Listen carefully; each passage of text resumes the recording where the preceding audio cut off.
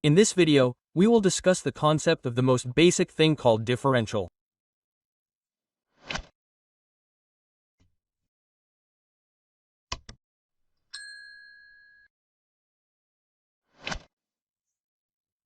Before discussing what differential is, let's first go into a simple question.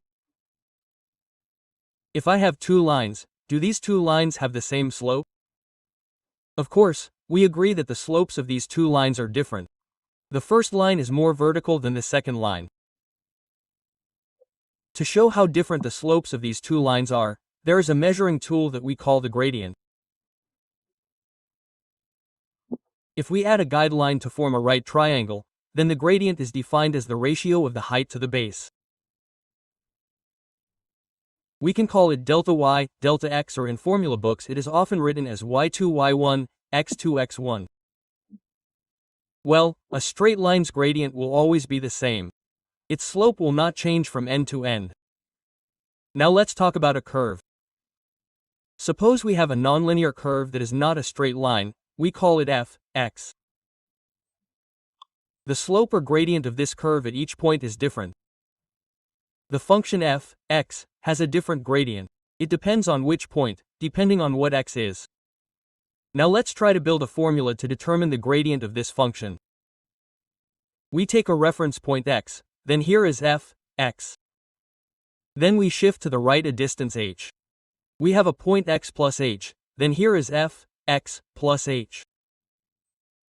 Now, according to the gradient formula that we took from the equation of the line earlier, the gradient of this function can be formulated as delta y, delta x equals the length of delta y, namely f, x, plus hf, x, delta x is h. But if we pay attention, the slope or gradient that we obtained can be shown by this black line. Meanwhile, we can clearly see that at this point x, the more appropriate slope is the green line. So this formula turns out to be inaccurate because the function f, x, that we have is not a straight line. So to find a more accurate gradient value intuitively, don't make the delta x too big. The larger the delta x, the greater the error. We make the delta x as small as possible. Delta x here is h. So we limit h as small as possible close to 0. H is delta x. Delta x, which is made close to 0, we change the notation to dx. And this is what we call the definition of the derivative. Well, in practice, the derivative of a function f, x, is often notated in the following forms, yes. So if you find a notation like this, it means it is the derivative of f, x. Now, let's go to an example. Suppose we have a function f, x, 3x squared plus 5. We want to find its derivative using the definition of the derivative we have. F, x, is defined as the limit h approaches 0 for f, x, plus hf, x, h. Well, pay attention here, f, x, is 3x squared plus 5. So if we want to find f, x, plus h, we just substitute it so it becomes 3x plus h squared plus 5f, x, which is 3x squared plus 5 per hour. We can expand it and then simplify it so that we get 6x plus 3h.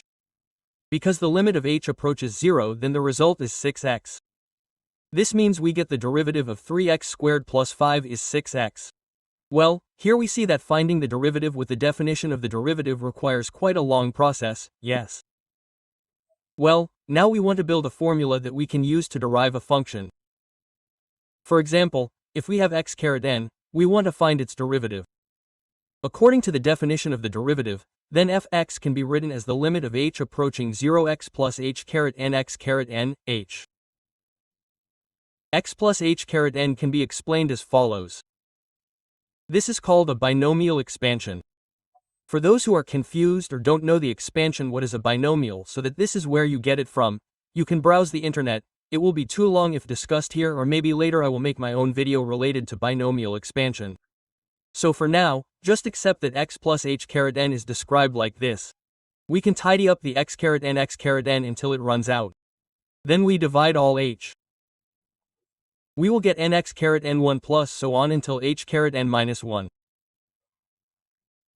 Now, because h is close to 0, then what is left is nx caret n1. Up to this point, it means we have a formula. If we have x caret n, then the derivative is nx caret n minus 1. Well, earlier we had a problem 3x squared plus 5 whose derivative is 6x. Now, if we want to try using this formula, x caret n when differentiated becomes nx caret n1. The power is multiplied forward and then subtracted by 1. So 3x squared means the power is 2 multiplied forward means 2 asterisk 3 asterisk x caret 1. Well, 5 a constant can be expressed as 5 asterisk x caret 0. The 0 if multiplied forward just becomes 0, so we get the derivative result is 6x. Well, up to here we can also understand that if there's a constant derived it must be equal to 0. Well, before continuing let's try some simple examples first. For example, we have a function 3x squared plus 5x. The derivative is, well, remember the exponent is multiplied forward then subtracted 1 2 multiplied forward becomes 6x plus 5. Then if for example we have x plus 1, x plus 1, x we can write as x plus x caret minus 1. Then we differentiate we will get 1. Well, the minus 1 multiplied forward means it becomes minus 1 asterisk x caret minus 2 or we can simplify its form to 1 x squared. Well, another example, suppose we have 1 square root x caret 3. Well, here the exponent can be rationalized first to x caret minus 1/3. Then we lower the exponent by multiplying it forward to minus 1/3 x caret minus 4/3. Now, next in the concept of differentials or derivatives, several properties or rules can be born. Now, the most important rule is the rule of multiplication and division. This rule is used if we want to find the derivative of the multiplication of two functions or the division of two functions which are here denoted as u and v. Now, the formula is as follows. How to use it? Let's try an example. For example, we have a function f, x, equals 3x plus 2 asterisk 6x squared plus 1. To find the derivative of this function, we can actually multiply it first, but in some cases, multiplying first will usually be more complicated. Well, then we can use the multiplication rule. We assume 3x plus 2 is u and 6x squared plus 1 is v. Since u equals 3x plus 2, then the derivative is 3 and v equals 6x squared plus 1, the derivative is 12x. We substitute it into the formula uv plus uv, means 3 asterisk 6x squared plus 1 plus 3x plus 2 asterisk 12x. We can tidy it up. We will get 54x squared plus 24x plus 3. Well, for example, for division, we only divide this problem. So, 3x plus 2 is divided by 6x squared plus 1. This is an example of dividing two functions whose derivatives we want to find. So we can use the division rule. The upper one is u, the lower one is v. Us and v are 3 and 12x. We enter it into the formula.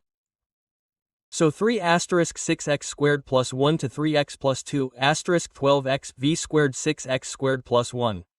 We tidy it up. We will get a form like this. Well, this is what is called the rule of multiplication and division. So, if there are two functions multiplied or divided, we can solve the derivatives in the following way. Well, the last part, which is also a mandatory thing that we must understand if we can work on derivative problems, is the chain rule. The chain rule is that we are talking about functions composition. If we have f, gx, and want to find its derivative, we can formulate it as f g, x, asterisk g. If we look at the formula, it might be complicated. Let's try to go into an example problem. For example, we have f, x, equals 3x squared plus 5x caret 7. Well, we can't explain this problem first. We can't find the power of 3x caret plus 5x first. And the formula we have is x caret n. Well, this is not x caret n. So the way to work it is we just assume 3x squared plus 5x is something. For example, as a box. Well, we see this as a box to the power of 7. If we differentiate a box to the power of 7, we can see it as x caret 7 becomes 7 to the power of 6, yes 7 asterisk 3x squared plus 5x caret 6, but then we multiply it by the derivative inside, the derivative of 3x squared plus 5x, which is 6x plus 5. Well, this is roughly the basic concept and some important properties that we must understand at least so that we can solve differential problems.